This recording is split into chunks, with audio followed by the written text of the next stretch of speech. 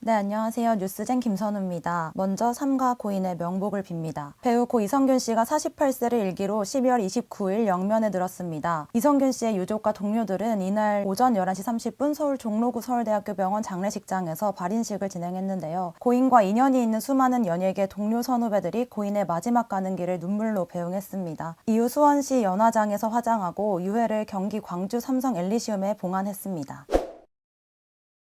고 이성균 씨는 세상을 떠났지만 밝혀낼 진실은 남아 있습니다. 경찰은 피해자인 이성균 씨의 사망에도 공갈 사건 수사를 이어가는데요. 공갈죄는 처벌 불원 의사에 상관없이 처벌이 이뤄질 수 있어서 경찰은 유족 측이 고소를 취하한다 하더라도 수사를 이어갈 예정입니다. 지난 10월 마약 투약 혐의가 세간에 알려졌을 당시 고인 측은 A씨 등으로부터 지속해서 공갈 협박을 받아왔다면서 고소장을 제출했죠. 이성균 씨가 마약 혐의로 내사 중이라는 최초의 이니셜 보도가 난 날이 10월 19일이고 이성균 씨가 이들을 고소한 게 10월 20일입니다. 그러나 그동안 고인의 마약 투약 혐의만 집중 조사가 이뤄졌고 이들의 공갈 혐의에 관한 조사는 진전을 보이지 않았죠. 이성균 씨가 간이시약 검사부터 국가수 정밀 검사까지 모든 마약 검사에서 모두 음성 판정이 나오면서 공갈 사건이 더욱 중요해졌지만 여전히 마약 투약 여부에만 모든 스포트라이트가 쏠렸습니다. 고인이 세상을 떠난 다음 날인 28일 이성균 씨를 협박해 수천만 원을 뜯은 혐의를 받는 20대 여성이 비로소 처음 언론에 모습을 드러냈습니다. 해당 여성은 피의자 신문을 앞뒀다 달아났으나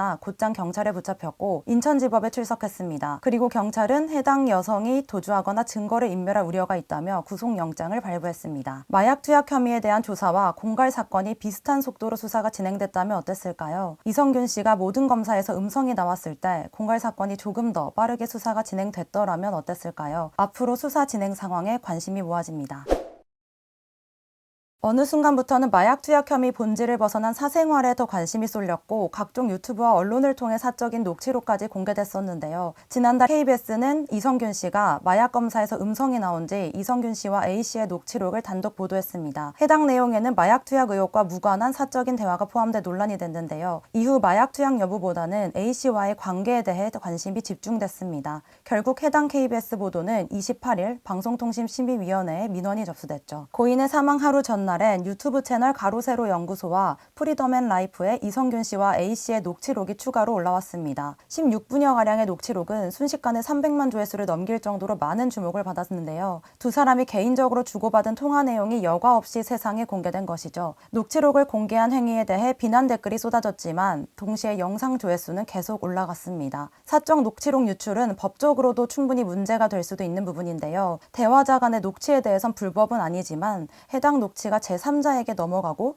그 제3자가 공개했을 때에는 문제가 될 수 있습니다. 녹취의 출처와 수집 방법에 따라 법적 책임이 달라질 수 있고요. 내용에 따라서는 명예훼손도 성립할 수 있습니다. 녹취 방법과 유출 경위에 따라 형사처벌은 어려울지 모르지만 유족이 문제를 삼을 시에는 민사상 손해배상 청구에는 해당할 수 있습니다. 해당 녹취록을 어떻게 입수했는지는 알 수 없지만 마약 혐의의 본질을 벗어난 사적인 녹취록 공개가 과연 보도의 가치가 있었던 것인지 비판의 목소리가 거셉니다.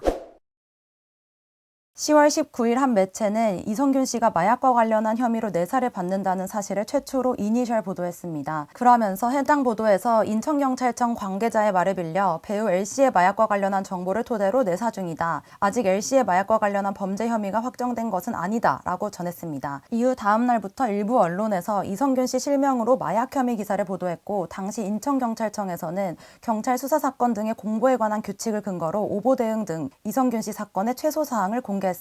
사건 번호도 매겨지지 않은 입건 전 내사 때부터 언론에 생중계되는 것 자체가 이례적이었고 진술에 의존해 수사를 강행하는 과정에서 의문이 들었다고 의견을 내는 전문가들도 있습니다. 변호인을 통해 경찰에 비공개 조사를 요청했으나 거부당해 끝내 3차 소환 조사까지 포토라인에 섰던 고 이성균 씨. 억울하다며 사망 전날 거짓말 탐지기 조사를 요청했던 고 이성균 씨.